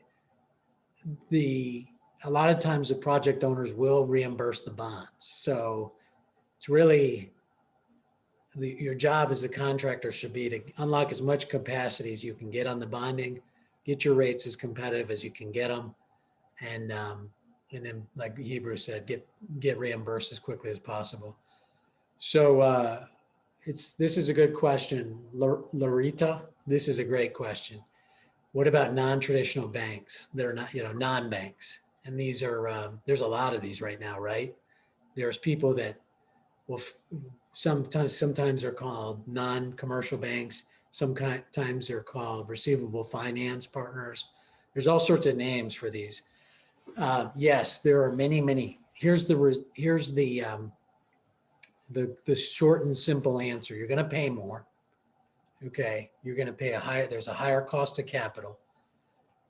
If you're using your receivables to access that funding, you're going to have more administrative burden around, reporting your activity on those projects. There are different forms there. The goal should be use those lenders as long as you need to. Don't stay there. Use them as a stepping stone, along with all the other information that we're talking about tonight, to get back into a traditional lending relationship. And that's for cost of capital, getting lower rates. That's for potentially unlocking more banking credit. It's just easier. And so use it if you have to. It'll cost you more. Factor that cost into your pricing. So if your cost of capital is 3 times what your traditional bank cost of capital would be, you need to account for that, or you won't have a good snapshot of your profitability on that job. But yes, use it. And there are so many of these non-bank lenders. Maybe one of our homework, Donzaleigh, is we come up with a list of non-bank lenders that we can share if Hebrew doesn't already have one. Have at it. That'd be good to see your view of it. You have a few. Yeah. Okay. We'll see what we can do. Angela, you're welcome. Angela, what are the risks associated with putting up personal credit to get a bond? When you say putting up personal credit, or you mean Angela, or I'm sorry, Angelo, do you mean your personal guarantee? Yes. Okay. So here's the funny thing about bonds. Angelo, do you remember that I said that the bonding companies are unsecured? They're not like banks. They don't take liens against your assets. Yes. Okay. So bonding is unsecured credit. So it's a funny, not funny. It's a unique relationship. They're willing to put these bonds out and support you and pre-qualify you and basically signal to a project owner that you can complete their job, and you're going to pay all your people and your vendors and everybody that's helping you fulfill this job. And they charge you this little rate. Generally, let's say it's just over 1%, 2%. So if you just think about common sense wise, have they charged you enough to cover the job if it's a complete loss? No way. They've only charged you 1 or 2%, maybe a little bit more if you're brand new, for this $1 million job. It's not enough premium to cover a loss. So how do they financially, how do they do this? They can't, if there was a huge loss and they only are capturing 1 or 2% of the total contract price, they're going to blow up. They're going to go out of business if the claims come in. The way they do it is they ask you to personally guarantee the bonds. And if you have a claim or a loss, you have to make the bonding company whole financially. And that's the trade-off with the bonds. So yes, you do have to offer your personal guarantee. And yes, you are financially responsible if the bonding company has to step in and deliver the job on your behalf or cover financial losses or whatever the situation is. So this is different. If you thought it was insurance, it's not really insurance. It is to a degree, but it's this the word is indemnification. You agree by entering into this relationship to make the bonding company whole for the losses. And if you just compare that to a general liability insurance or an auto insurance, when you file that claim with that insurance company, they pay the claim. They don't ask you to make them whole again. And you may have to go pay, find another insurance company or pay a slightly higher rate at renewal, but it's not like bonding. So the answer is yes. Now, can you ever get that removed? That personal guarantee? Yeah, the answer is yes. Over time you can, but you have to become financially strong. So you have to grow your company, You have to, build that relationship. And at some point, if you're financially strong and there's a seasoned relationship and there's a clear path that you're taking with the business, we have certain contractors that have had that removed, that are small, not mega companies, not public companies, small companies. So at some point it may be possible to peel that off, but when you're small, realize that you're going to have to personally guarantee, and it's actually perceived as whether or not you're all in on your company. That's exactly what I was about to say. Yeah. It says, hey, I'm all in on this and I'm committed to doing the work.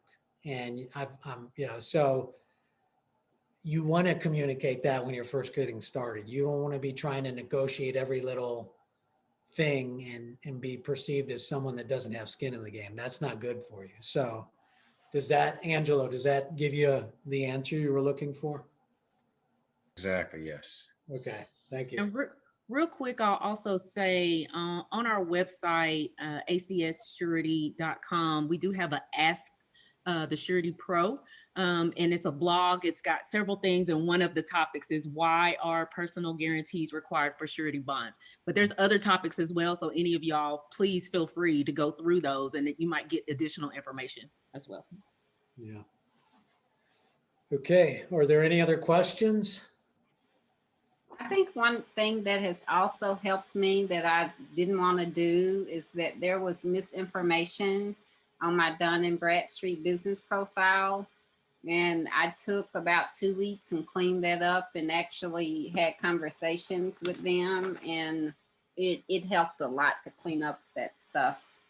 My NAICS codes were even wrong on Dun & Bradstreet, which affected people pulling to see about the company. And I said, well, why are you saying that? They said, well, it's on your Dun & Bradstreet profile. And I said, well, no, it's not. And it was all misinformation. So I cleaned it up. Yeah, I think Chris spoke on that earlier. Tia, you got to actively manage the credit reports, whether it's personal or business. And if anybody needs help, we're going to avail Chris at a later date. So if there's no other questions, how are we going to introduce the one-on-one process? Should be on the next slide. Okay. We've talked about the one-on-one conversation for a while, and now it's an opportunity to engage that in a scheduled kind of way. So the homework assignment that you see before you is a little bit different than we've done in the past. We're asking you to get those on the ready, drill down into those, but bring those as a deliverable to your bond one-on-one conversation. So let's see the next slide. We asked for a few dates from the AC Surety team, and what we'll do in the short term, we'll get those dates, we'll liaison with each one of you and get you scheduled for a Zoom conference call. It may be an hour, there we go. It may be, a little bit more time, but I guarantee you it'll be more than one session, right? So the hope is that we begin this process and that we start peeling back the onion, and ultimately the deliverable of this entire environment is to be able to secure a bond ready letter, increase a bond capacity, or lower a bond rating, right? That's what we talked about all the time. So look at those two dates. Ms. Beth will coordinate with you. If you have a preference, I would tonight, feel free. The early bird gets the worm, right? Say, I like this date, this time, I like this slot, and then we'll help that process along tomorrow about finding what slots are available for everyone else. But we want you to be aggressive, right? We want you to want this, and we want you to put the effort in to show that that's something that's valuable for you. So I would just advise you to just grab it as best you can. Think about our time slots. And any earlier date, how about that? We can look into that. We've asked for dates. They gave us those dates. Shoot us a time that works for you. We'll see if we can do it. But these are the kind of time frames that we have before us. Number two, right? Get ready with the one-on-one conversation. Get on the ready. Complete the homework, right? Complete the homework. And there's any questions, comments, or concerns about that, feel free to give us a call. But we just definitely want you to be ready, because this is really where the rubber meets the road. Once you get this information, and you manage it well, it could be a life-changing experience for you. And that's the conversation we'll have at the back end of the class. So you got a bond, now what? So we'll have that conversation later on. And we'd like for you to complete the survey that you'll be sent for this particular class. So that's where we are, and then we'll get that schedule, and we'll hopefully get that done by tomorrow. Hopefully, team, you go ahead and do that tonight. Tell us the times you want, and we'll work with that, and then get back with you. Give us your top 3, right? So we can help coordinate that as best we can. Any questions or add that I didn't mention that we discussed the other night? I would just say that we'll do Donzaleigh and I will definitely be available. These are confidential sessions. What's that? You can use the time as you see fit, and we'll work with Craig and Chris McConville where possible to bring them in as well. So you're essentially getting 4 professionals here in a dedicated way, in a confidential way, to answer any questions and solve any problems that you want to talk about. So Hebrew suggested this. I love the idea. We love the idea. So please use it to your advantage. Well said. Thank you so much. That handled that one. So do we have any other questions from the class? I know it's a long evening. We appreciate you these couple times a month to invest in yourself, and we're here for you to help you do that. I think there's maybe, nope. Can I call speakers? Absolutely. We'll get you information, and you'll be able to engage them. Actually, the one-on-ones will be a great time to build that relationship as well. So I know someone said they wanted it earlier, but if you have a burning question, just feel free to reach out and share that. Angelo, it was March the 3rd, 8 to 1, somewhere in between there, or March the 5th, 8 to 12. Yep, there it is. March the 3rd, 8 to 1, March the 5th, 8 to 12. And if you are like Nikki, a real hustler, and you get your homework done, and you want to jump in, Donzaleigh and I will accommodate you. And but you got to have your homework done. That's the there you go. I like it. That's right. The carrot and the stick. This is Entrepreneur 101. Get it done, right? If you want this, get it done, right? That's what it's about. Wonderful. Okay. Next slide. Any questions? Okay. Next slide tells about the next session, the February 25th. So we're going to have a deep conversation about the construction accounting space. We have a great person that's going to do that. And we're excited about what she's going to bring. And we look forward to you participating there. Get on the ready for that. Start thinking about it. That's why we put this out here to remind you what the next session is. Next slide. This is, we're excited about this. We talked about in the early part of the program that all this makes sense, but if you're not making any money, it doesn't make sense, right? Everybody's probably shaking their head, right? So this is an opportunity for you to hear about the procurement opportunities that exist in the MSA of Nashville. You see the folks that are invited, the TDOT, the airport, WeGo Public Transportation, the city and county of Nashville and Davidson County, and again, the airport. So that's millions and millions of dollars of opportunity. And several of them have some unique, 60, 90-day look aheads that we've looked at before. If you recall, we had a session like this maybe a quarter or two ago. So this is not one of your classes, right? This is a separate, so it's going to be open to the world. But we want to make sure you knew about it first. We want to make sure that you sign up, and that we will make sure we get as much information to your way as possible. So we want to make sure we engage that. I would advise you to do this. In preparation for that, you may have already looked at a business development strategy for 21. All of these entities has amazing websites. They really do. And you can look into some of those. So perhaps you will be better prepared to ask some questions or dive deeper into the conversation of procurement. Many of these projects, right, are huge, right? So don't be afraid of the large projects. Just be prepared for them. That's his partnering, his relationship things, those things that they talked about this evening is how do you put something together where you can't bite and chew it up at one time. You get some partners that you trust and that have similar values, and you go after projects in a larger way. So there's a lot of conversation we'll have at the back end of this course about that. JV is what we're talking about, or partnering, maybe the new word these days. So we're just excited to be able to put this in play for you. We're excited that our stakeholders, I can't say too much about those. There's some amazing groups. Vince Malone was with us tonight. He's director of the Civil Rights Department of Tennessee Department of Transportation. You see the other ones, the ones that's not listed here because they don't have any procurement opportunities is the SBA. So they're huge partners. They care about what your future looks like and they want to invest in you. And we'll hear a little bit more about them later on. So I think that's it for this evening. Next slide. That's it. So we're perfect. Okay, how can we sign up for this webinar? Very good. It's a save the date. Put it on your calendar. The website will open up very soon. That's a great question, but we want you to make sure that you got it in your head. You see it in the next week or so.